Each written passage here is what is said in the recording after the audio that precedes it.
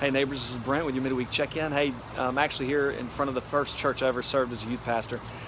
Here because, as I was preparing for Easter and going through our Holy Week experience together, I, just like you, was confronted with this cycle of life, the living Jesus dying on our behalf, life becoming death, and then death, celebrating that death would then be reversed and brought back to life with the empty tomb that we celebrated at Easter. And my mind connected a couple things. This Easter experience, it connected me back to this first funeral that I ever presided over here at my first church. It was for a young man who had been in my youth group, who came back and served as a volunteer, was a wonderful young man, and was killed in a car accident. It was a tragedy that was very, very difficult for me, and even more difficult for his dad and for his family. And in preparations for his services here at this church, we decided to go and get a fountain. And on the fountain, we wanted to put a scripture that would kind of speak to how we were feeling. And this is what we came up with.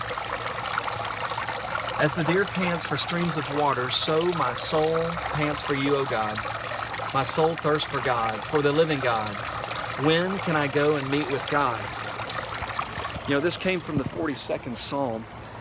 And it spoke to how his dad and I were both feeling at that moment, feeling just deep grief, deep sadness, wondering where God was in that moment, and just our cry to God. And we wanted to be in God's presence, and we were praying and hoping and trusting that his son was now in the presence of God. And one of the things, if there's nothing else you learn at Easter, is you learn that God in his love came to us, and that God would do whatever it took to show us how much he loved us. And this is what we celebrated at Easter, that all the powers of death and darkness would never be able to quench, never be able to snuff out the presence of God or his love in our lives.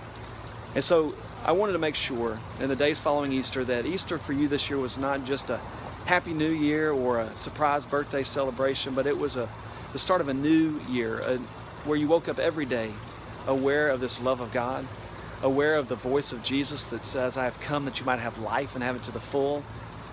Being reminded each day of the voice of God that says, behold, today I've come to do a new thing. You see, God is about new beginnings.